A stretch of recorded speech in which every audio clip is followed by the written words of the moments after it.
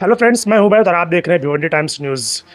Election का माहौल है भिवंडी शहर में, क्या पूरे हिंदुस्तान में इलेक्शन का माहौल है। और अभी सभी इस कोशिश में है कि कौन एमपी की कुर्सी पर बैठेगा, कौन पीएम की कुर्सी पर बैठेगा। एक हमारे साथ एक चेहरा मौजूद है।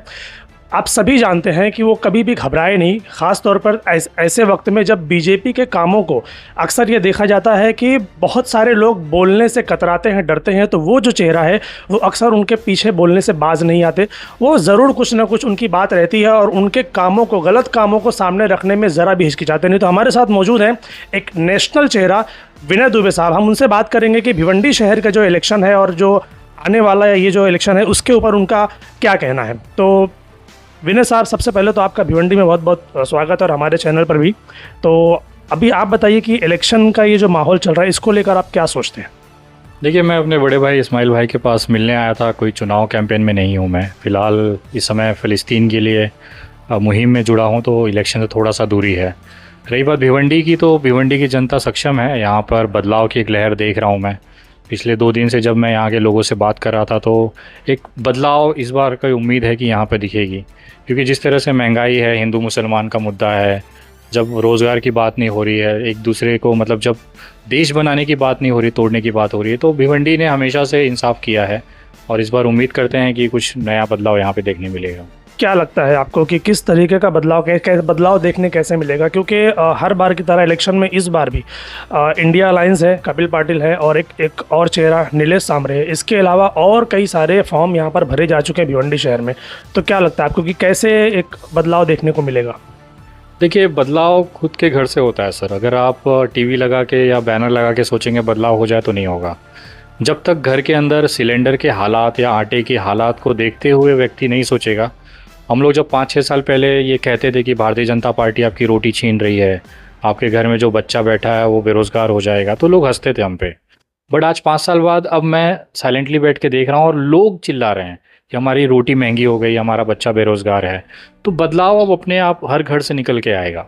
क्योंकि अब वो घर इम्फेक्ट हो गया है, जिनको हम लोग 5 साल पहले बताते थे कि भाई सामने गड्ढा है, अभी भी संभल जाइए। भाजपा को वोट देने का मतलब अपने बच्चों के भविष्य से खिलवाड़ करना है, आपका जो घर का अनाज है वो ख़त्म हो जाना है, कर्जा हो जाना है। लेकिन लोग नहीं ध्यान देते थे। बट जैसे जैसे भाजपा ने अपना रंग दिखाना शुरू किया, अब लोग खुद से सामने से आके कह रहे हैं कि नहीं, इस बार भाजपा को हमको हराना है। मुझे नहीं पता भिवंडी में कितने कैंडिडेट हैं, कौन उम्मीदवार है कौन नहीं है, लेकिन मैं एक चीज़ जानता हूँ कि जिस दिन वोटिंग होगा यहाँ पर हर घर से लोग निकलेंगे और खुल के बहुत तगड़े तरीके से मतदान करेंगे। और ये मतदान का परसेंटेज दिखाएगा कि लोगों के अंदर कितना सरकार के खिलाफ गुस्सा है और यहाँ पे क्या होने वाला है। मेरा एक सबसे ज़्यादा इम्पॉर्टेंट फोकस इस पे है कि वोटिंग होनी चाहिए। मतलब आप किसी को भी दीजिए, मतलब आप अगर बीजेपी को भी वोट दे रहे हैं तो कोई दिक्कत नहीं है, बट वोटिंग करने जाइए। मेरा ये कहना है कि जब तक आप घरों से निकलेंगे नहीं, और अगर घर से निकलेंगे तो आपको पता है कि किसको वोट देना है। क्योंकि आप हमें लगता है कि वहाँ बाहर टेबल पे देखने के बाद आदमी डिसाइड करता, तो ऐसा नहीं है। उनके दिमाग में पिक्चर बन जाती है 10 दिन पहले, 5 दिन पहले, कि मुझे किसे वोट देना है। बट कोशिश ये होनी चाहिए कि सरकार प्रशासनिक तौर पर या एक जिम्मेदार नागरिक के तौर पर हमें किसे वोट देना है और वोट कैसे पहुँचे वहाँ तक, वो अगर फोकस हो गया सही से, तो किसी को भी, हमने देखा है कि एक निर्दल प्रत्याशी भी जीत जाता है और एक बहुत बड़ा स्टार प्रचारक जो होता है वो भी हार जाता है, गिर जाता है। तो चुनाव एक आश्चर्यचकित कर देने वाला एक प्रकरण है। तो यहाँ पर कब क्या हो जाए नहीं कह सकते हैं।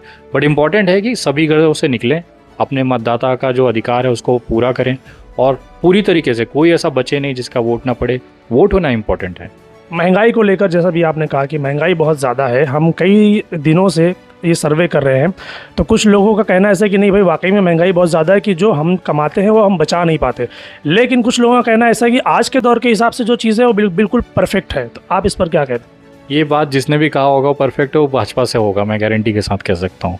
क्योंकि भाजपा लोगों को ना महंगाई और बेरोज़गारी का कोई मसला ही नहीं है। उनके लिए तो बस मुसलमान की नट टाइट होती रहे, उसी में खुश हैं वो। भले उनका बाप कर्जा लेके, उनका अपने बाप का जो है मोबाइल बिक गया आटे के चक्कर में कि मोबाइल बेच के वो राशन भरा रहा है, माँ का मंगलसूत्र बिक गया कि वो गिरवी रख के घर पे राशन चला रही है। तो ऐसे लोगों का आप 5,000 का भी सिलेंडर कर दीजिए या 2,000 रुपये लीटर पेट्रोल कर दीजिए, कोई फ़र्क नहीं पड़ेगा।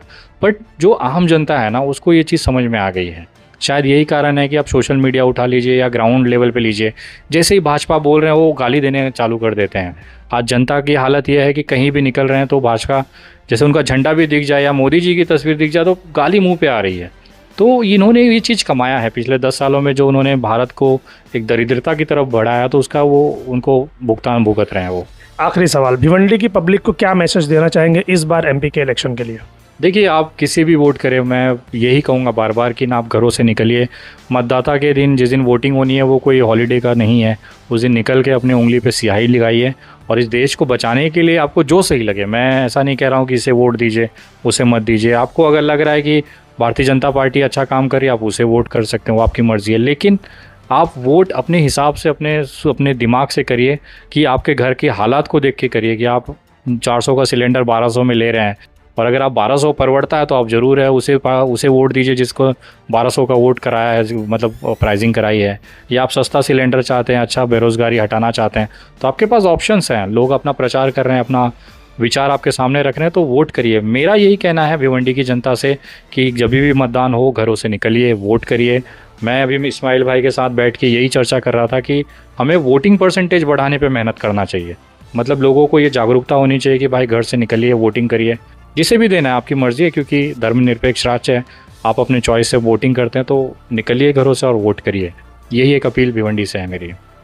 इस्माइल भाई, आपसे अब जानना चाहते हैं, आप तो भिवंडी शहर के ही रहने वाले हैं और इस बार एमपी को लेकर बहुत ज़्यादा माहौल जो है तो भिवंडी शहर का सरगर्म है कि कौन आएगा, कौन जीतेगा। आप किसको सपोर्ट करते हैं और क्यों? देखिए, मैं किसको सपोर्ट कर रहा हूँ तो आपको मालूम है कि भिवंडी कॉन्स्टिट्यूंसी के अंदर में शरद पवार राष्ट्रवादी कांग्रेस पार्टी के यहाँ से कैंडिडेट है अपना बालिया मामा, और अलायंस के अंदर में, इंडिया अलायंस के अंदर में शिवसेना उद्धव ठाकरे है, समाजवादी पार्टी भी अलायंस में है, कांग्रेस भी है, आम आदमी पार्टी और अन्य पार्टी है। ये पूरा इंडियन अलायंस के बालिया मामा इनके कैंडिडेट है। तो जाहिर सी बात है कि हम बालिया मामा का सपोर्ट कर रहे हैं और ओपनली हम लोग बालिया मामा का काम कर रहे हैं। भिवंडी की आवाम के लिए अगर कोई मैसेज देना चाहो इस इलेक्शन के ताल्लुक से तो क्या होगा? देखिए, मेरे तरफ से मैं अपील ये करूंगा आपके चैनल के माध्यम से, सबसे पहले ख़ास तौर से जितनी भी पार्टीज़ है जो अलायंस के, इंडिया अलायंस के अंदर में, उनके पदाधिकारी, कार्यकर्ता, जितने लोग काम कर रहे हैं, तो उनसे पहली रिक्वेस्ट मेरी उनसे है कि किसी भी तरीके से वोटर्स के जो रिसीप्ट होती है, स्लिप होती है, उनके घर तक पहुँचे और वोटर्स को ये पता चले कि भाई कैंडिडेट की निशानी क्या है और वोटर्स को कौन से बूथ पे उनका वोटिंग करना है और उनको अरेंजमेंट किस तरीके से लेके जाना है। ये पहली मेहनत हम लोगों की होना चाहिए, हर पार्टी के कार्यकर्ता, नगर सेवक, पदाधिकारी, संगठन के लोग, कि हम लोग ये चीज़ पब्लिक को पहले प्रोवाइड करें कि उनको आसानी हो जाए और पोलिंग के दिन उनको ये समझ में आना चाहिए कि हमारा पोलिंग बूथ किधर है, हमारा रूम नंबर कितना है, हमको कौन सी निशानी पर देना है। ये पब्लिक को हमको ये 10 दिन 12 दिन के अंदर में आसानी हमको करना है कि कल पोलिंग के दिन उनको किसी चीज़ की तकलीफ़ ना हो।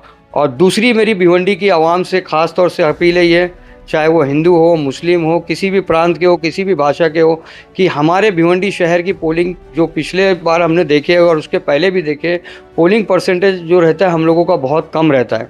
इस बार हम लोगों को कोशिश करना है कि किसी भी तरीके से, चाहे वो दिन में कितना भी धूप हो, गर्मी हो, हमको एक दिन मिलता है और एक दिन के अंदर में सिर्फ 1 घंटे के लिए हमको अपने घर से निकलना है और हमारा 1 वोट इस्तेमाल करना है। हमको पहले हमारा 1 वोट, हमारे घर का वोट, हमारे पड़ोस का, हमारे रिश्तेदार, हमारे जान पहचान जितना है, पूरी कोशिश करो कि इस बार भिवंडी का टारगेट जो है, नहीं तो कम से कम 70+ हम लोगों को जाना है।